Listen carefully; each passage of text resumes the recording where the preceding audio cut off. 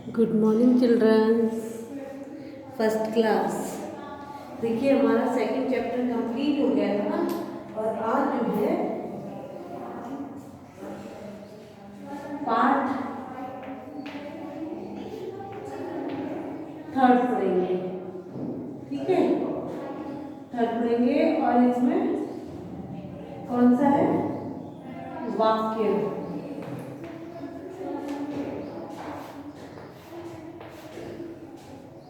ठीक है, तो अब आप लोग देखिए क्या करना है, कैसे कैसे पढ़ना है।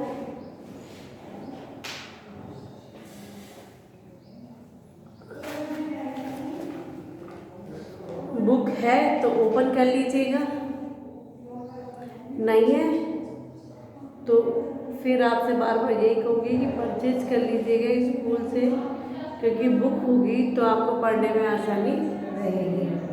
ठीक है, तो चलिए मैं स्टार्ट करती हूँ। थर्ड वाला है जो मैं आपको पढ़ाऊँगी, क्योंकि सेकंड मैंने आपको पूरा कंप्लीट करा दिया था। राइट? यस। वाक्य, शब्दों के सार्थक मेल को वाक्य कहते हैं। किसको?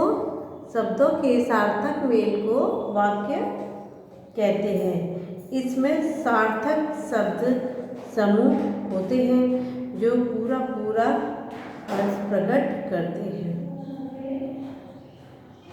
इन वाक्यों में शब्दों को सही स्थान पर नहीं रखा गया, इस कारण ये अर्थ को स्पष्ट नहीं कर रहे हैं। जैसे कि इसीलिए ये वाक्य सही नहीं है। अब इन निम्नलिखित वाक्यों को पढ़िए। जैसे कि ऊपर जो लिखा हुआ है, गा है कोयल रही, सुना है नानी कहानी रही। तो ये क्या है? ये वाक्य गलत है, सही नहीं है। ये देखिए आपकी बुक में आपको स्पष्ट दिखेगा। रेड वाले से लिखा है ना, कौवा जो बना हुआ है और इधर जो बना हुआ है, तो इसमें ऊपर लिखा है गा है कोयल रही, सुना है नानी कहानी रही। तो ये क्या है? गलत वाक्य है। इनके सही वाक्य क्या है? कोयल गा रही है, नानी कहानी सुना रही है। क्या? जो सार्थक शब्द है वो क्या है? कोयल गा रही है, नानी कहानी सुना रही है। ये हो गया। अब देखिए, इन वाक्यों में कोयल और नानी के काम के बारे में बताया जा रहा है कि कोयल गाने का काम कर रही है और नानी कहानी सुनाने का काम कर रही है। इसीलिए ऊपर दिए गए दोनों वाक्य सार्थक हैं। जो सही है वही सार्थक है, और जो ऊपर जो लिखा है वो निरर्थक है, यानी गलत है। उनका कोई मीन्स नहीं है, क्योंकि ये वाक्य के अर्थ को स्पष्ट रूप से प्रकट कर रहे हैं। जो वाक्य है उसके अर्थ को स्पष्ट रूप से प्रकट कर रहे हैं।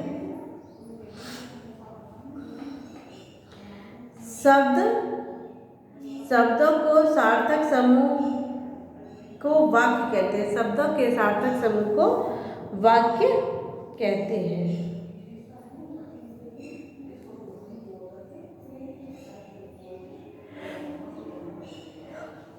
राइट? वाक्य बनाते समय हमें दो बातों का ध्यान रखना चाहिए। पहली बात, व्यक्ति या वस्तु का होना। दूसरी बात, इनके द्वारा किए गए काम के बारे में कुछ बताया जा रहा हो। वाक्य के अंग। प्रत्येक वाक्य के दो अंग होते हैं। कौन कौन से? उद्देश्य और विधेय। नंबर 1 उद्देश्य और सेकंड है विधेय। ठीक है।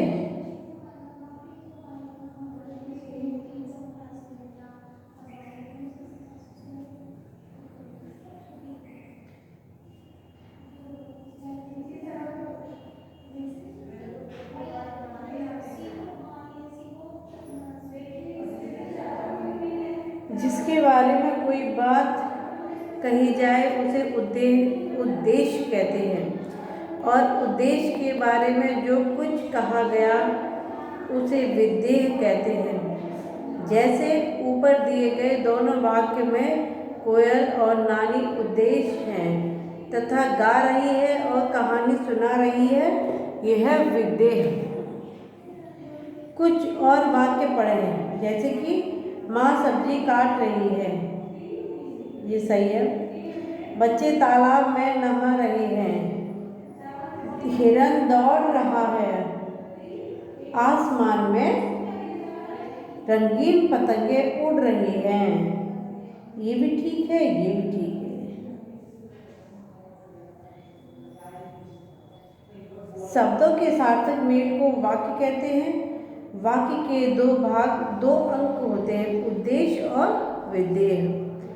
तो अभी जो मैं आपको बोर्ड पर लिखा देती हूँ, इसकी डेफिनेशन, इसके उद्देश्य, ठीक है।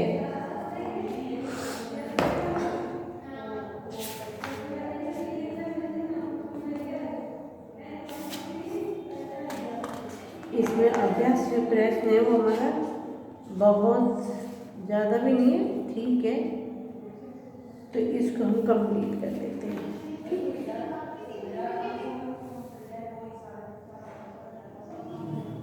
पहले मैं आपको डेफिनेशन लिखा देती हूँ।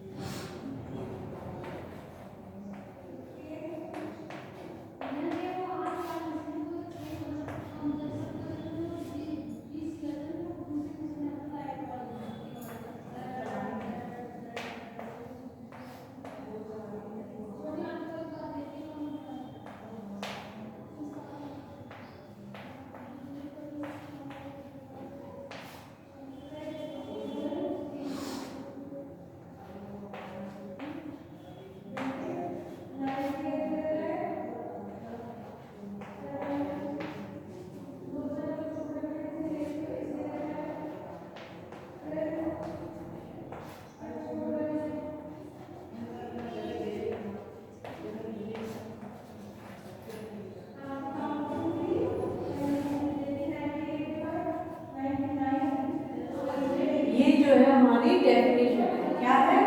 डेफिनेशन। जैसे कि शब्दों के सार्थक समूह को वाक्य कहते हैं, ठीक है। आप देखिए, वाक्य के अंग,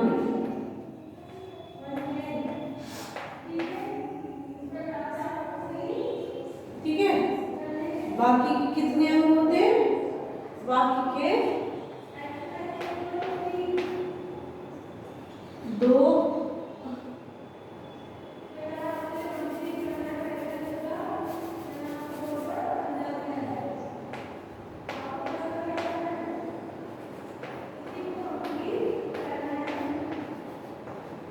ठीक है।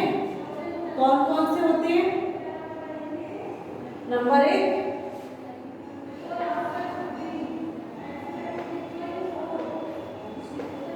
उद्देश्य, ठीक है। और तीसरा, सेकंड नंबर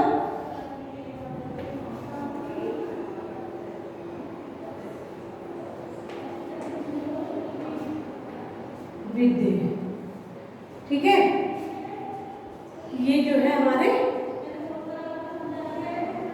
उद्देश्य हो गए, दोनों अंक हो गए, उद्देश्य और विधेय।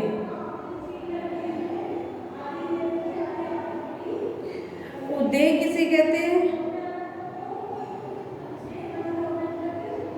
देखिए,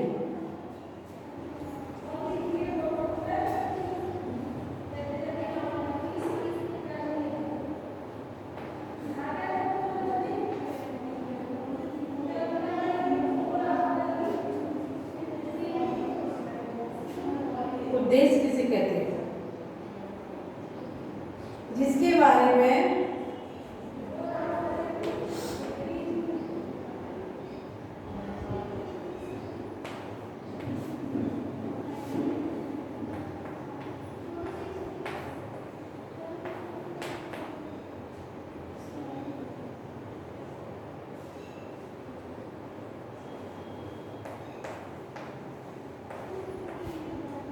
कोई बात कही जाए, जिसके बारे में कोई बात कही जाए उसे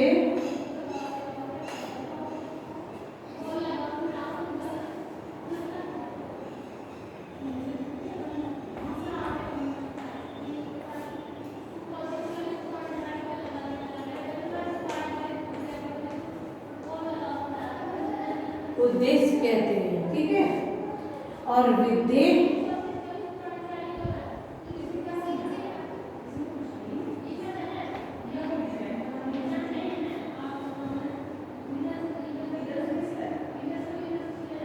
उद्देश्य के बारे में जो कुछ कहा जाए उसे विद्वेष कहते हैं।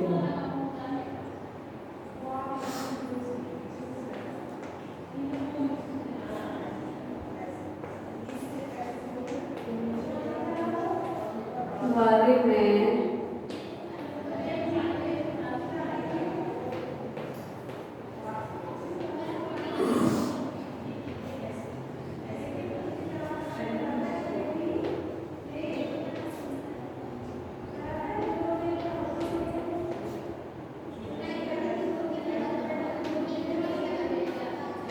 उसे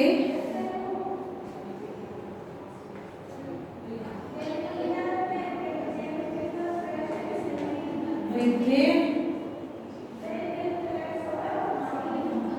कहते हैं। जैसे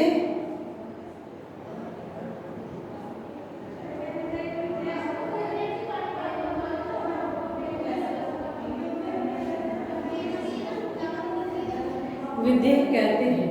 अब जैसे के लिए स्पेस नहीं है, अब वो स्पेस करना पड़ेगा, तब आपको बताया जाएगा कि कैसे। ये हो गया हमारा। अब या तो इसको इरेज किया जाए तो फिर कंप्लीट कराया जाए ऊपर का।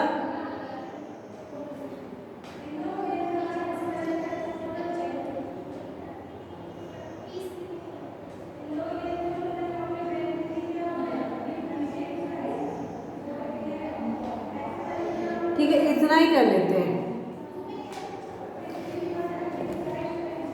तो इसे मैंने बताया कि माँ सब्जी काट रही है, बच्चे तालाब में नहा रहे हैं, हिरन दौड़ रहा है, आसमान में रंगीन पतंगें उड़ रही हैं।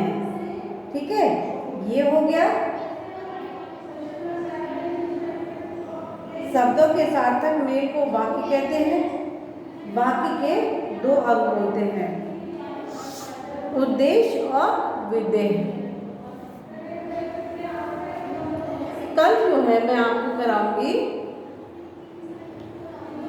ये वाले अभ्यास प्रश्न। इसमें क्या है, नीचे बॉक्स में दिए गए उद्देश्य में से सही उद्देश्य चुनकर रिक्त स्थान भरिए।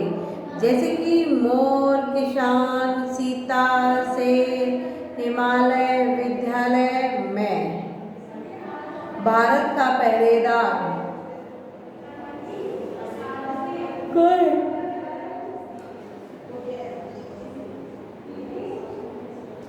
जंगल का राजा, शेर, हरे भरे वृक्ष और रंगीन फूल है। क्या किसान? नहीं, एक मिनट, शेर। ठीक है, खेती करता है किसान, वर्षा ऋतु में नाचता है मोर, राम की पत्नी थी सीता और जंगल का राजा था शेर। भारत का पहरेदार कौन है?